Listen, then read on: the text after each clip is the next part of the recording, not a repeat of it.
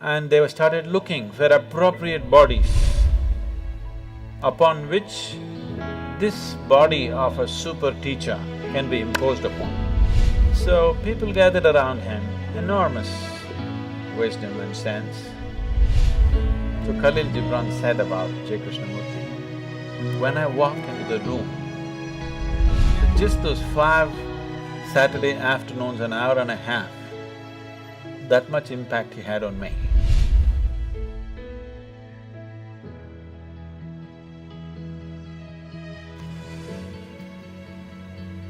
Jiddu Krishnamurti was born in a village called Madanapalli. I've been to his house where he was born and where he lived. A century-old house, a cute little house, nice place. It's kept like a monument for him today. At one time in early 20th century and late 19th century, Theosophy spread across the world in a big way. This was started by Madame Blavatsky, who had a great interest in occult and mysticism, and she spent late 19th century and early 20th century saw a lot of British and other European seekers of mysticism traveling to India and exploring and writing lots of books, many of them, you know. Max Muller, Paul Brunton and many others. Blavatsky was even before them. These are all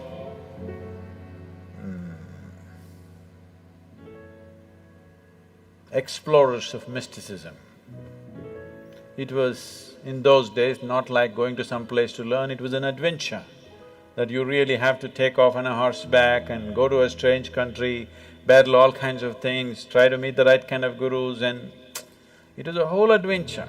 So they put themselves through all this. Madame Blavatsky traveled to all kinds of places. She went to Tibet, she went to India, and then she came down to Tamil Nadu and set up the Theosophical Society out there, which still is there. And then their dream became to produce a perfect being project. Then they unearthed this information.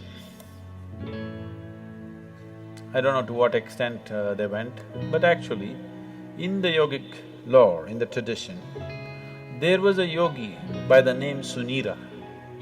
Sunira saw that human consciousness could be evolved if you produce a perfect human being who could render this to all sorts of people. In a way, he comes from the tradition of Shiva. Somewhere it's his dream to build another being like that. He wants to build a living Shiva once again, a perfect teacher for the world, who is completely multidimensional, not this kind of teaching or that kind of teaching. As Shiva explored the whole human consciousness and human body in every possible way, he wants that kind of a living being.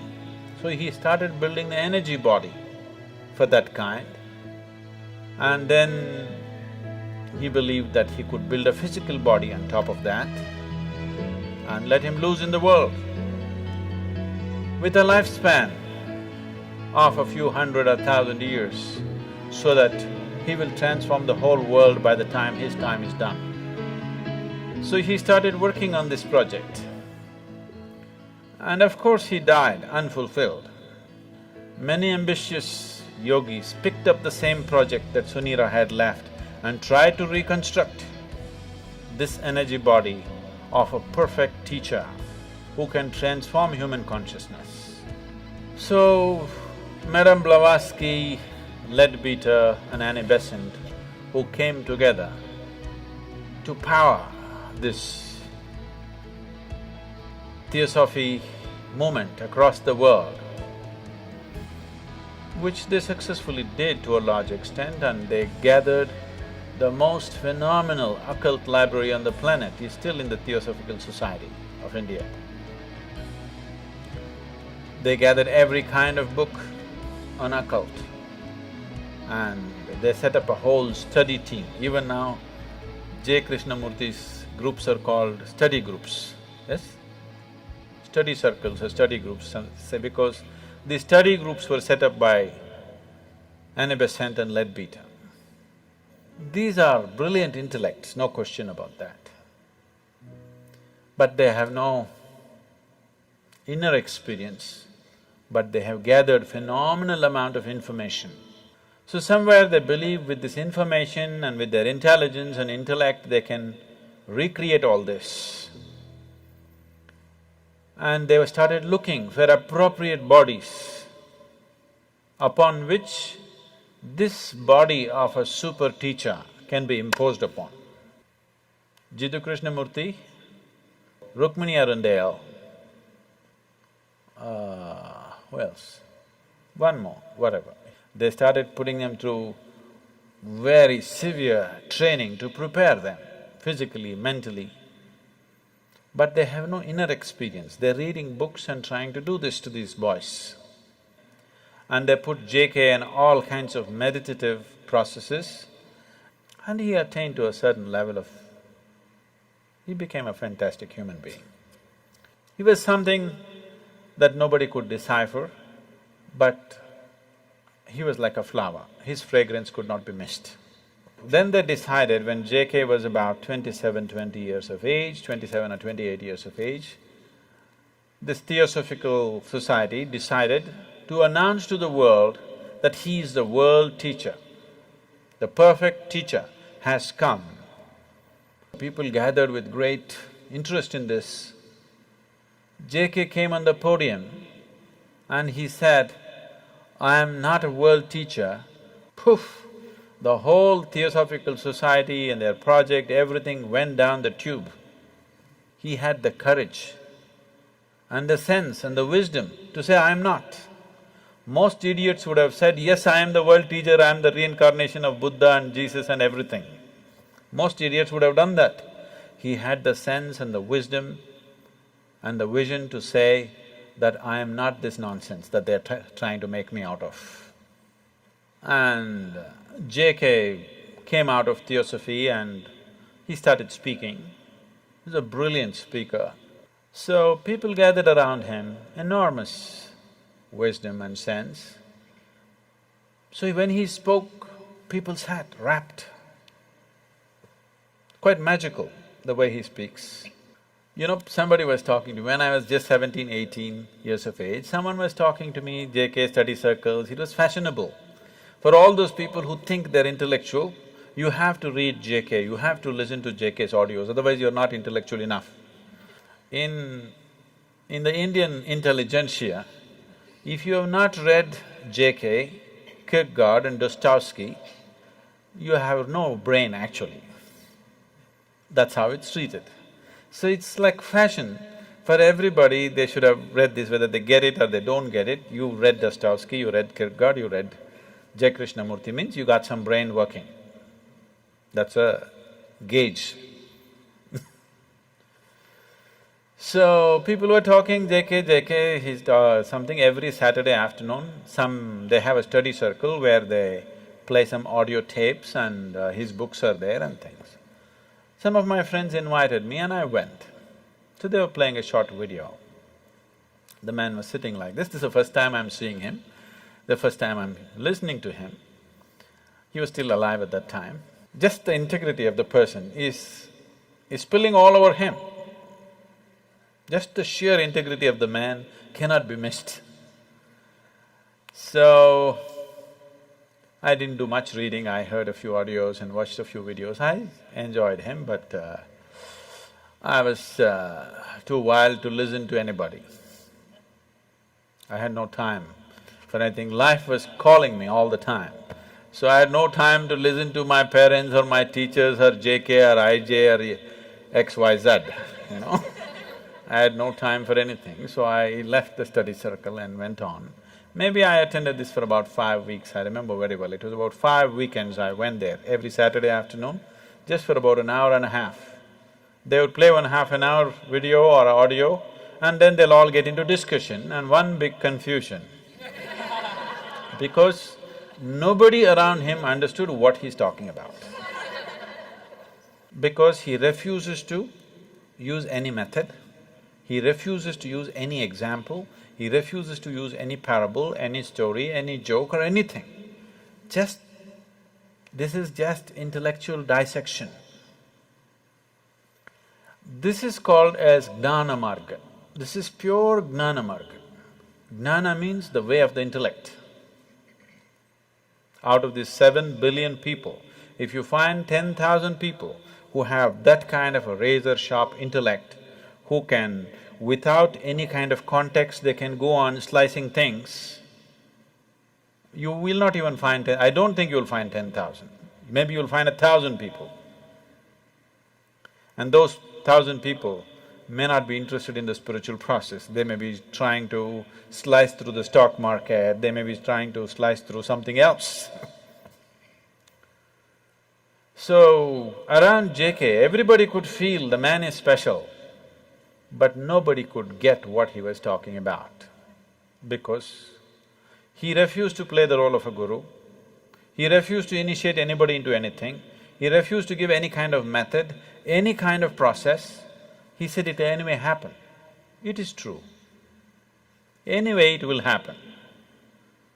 But maybe after 1,000,000 lifetimes.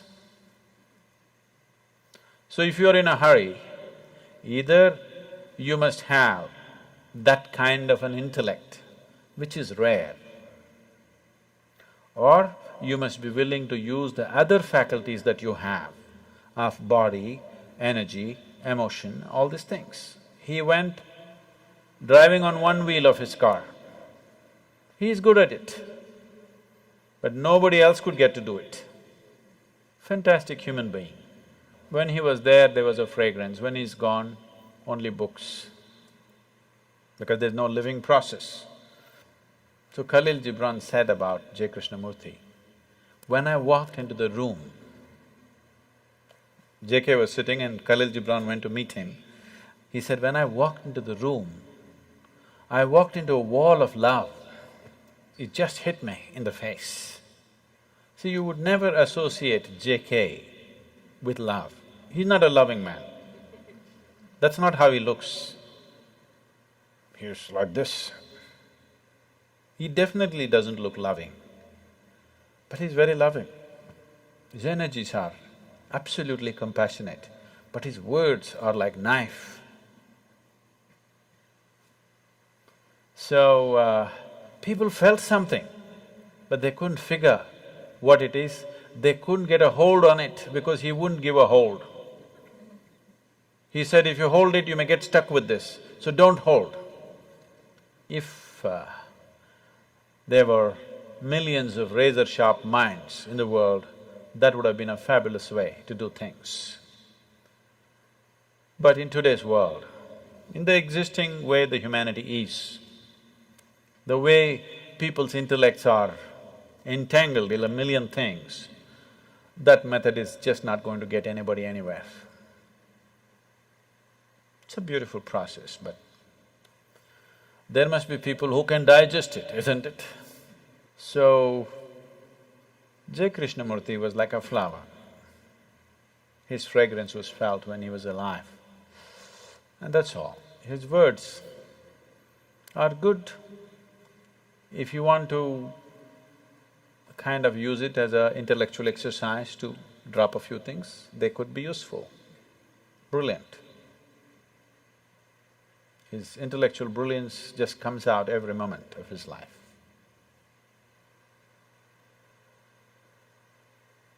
He started a few schools, which are wonderful schools, which are still on. I must tell you my association with him. When I went to this